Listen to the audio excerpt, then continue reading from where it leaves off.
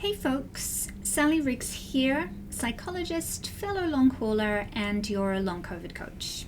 And today I want to talk a little bit about terminology.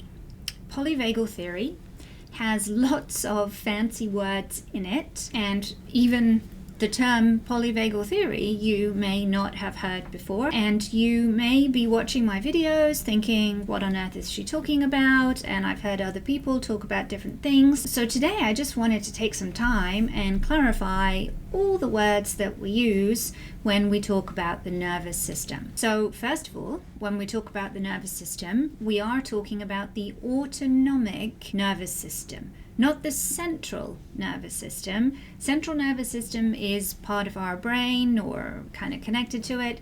Autonomic nervous system is also connected to our brain ultimately, but these are different systems. So the autonomic nervous system has two key nerves. One is the sympathetic nerve and the other is the vagus nerve. And you've probably heard vagus nerve is talked about so much in long COVID, but these two nerves are central to what we're talking about with the ANS, autonomic nervous system. And the reason why it's called polyvagal theory, referring to the vagus nerve, is because the vagus nerve has two branches, the dorsal branch and the ventral branch, and then of course the sympathetic nerve that I already referenced, and that is 3 in total, which is more than 2, and hence the word poly. So polyvagal theory, 2 branches of the vagus nerve, 1 branch of the sympathetic nerve, 3 branches in total, and you may have heard the terms parasympathetic and sympathetic. Now, in all honesty, I'm not really sure where the phrase parasympathetic came from, but it was used to refer to the vagus nerve, and it's slightly confusing because nowadays we are aware that the vagus nerve has 2 branches, the ventral and the dorsal, and those 2 branches do very different things that historically didn't come under the heading of parasympathetic. So the ventral vagus is this bit at the top here, and that's what we used to refer to as rest and digest, and that's what the word parasympathetic used to mean, rest and digest. But unfortunately, the dorsal branch of the vagus nerve does something quite different. The dorsal branch of the vagus nerve is that ripcord that prevents us from being in sympathetic activation for too long, which can be dangerous, and so shuts down the whole body, all of our organ systems, etc. And kind of the opposite of rest and digest.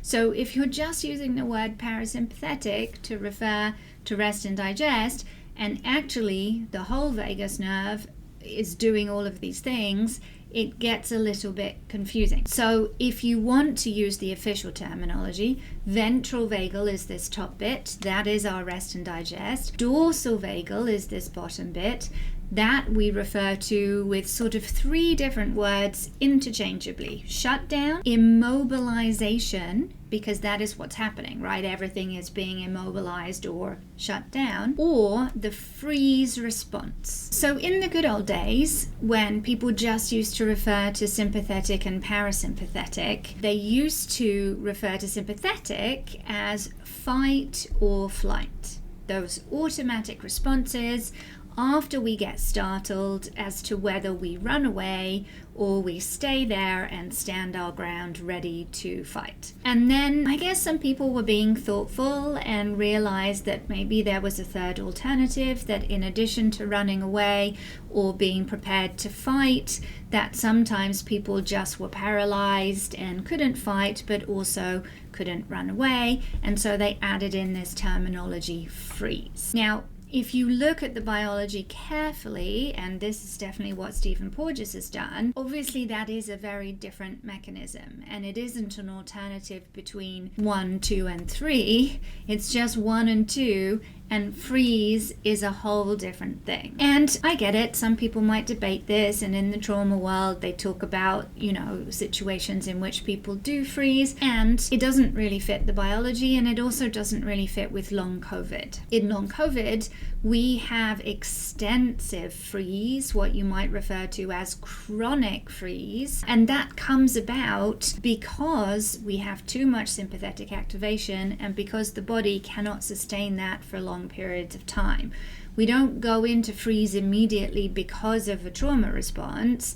We go into fight or flight immediately and probably for weeks on end, and then finally the body cannot take it anymore and shuts us down into freeze, and then it takes us months, if not years, to get out of freeze. So hopefully that has clarified for you what people might be talking about if you hear them using these words. I try to keep my terminology to kind of what we call lay terms rather than the technological ones, but occasionally a technological word might sneak through. So if you hear me talking about ventral vagal, I do mean rest and digest. If you hear me talk about sympathetic, I do mean fight or flight. If you hear me talk about dorsal ventral, then those are your immobilization, freeze response, shutdown, and those three words we can use interchangeably. And all of those words are making up our polyvagal theory, which is really central to our long COVID recovery. I hope that has given you some clarification, especially if you're dealing with difficult brain fog this week. I hope you have a tolerable week, and I will see you again soon.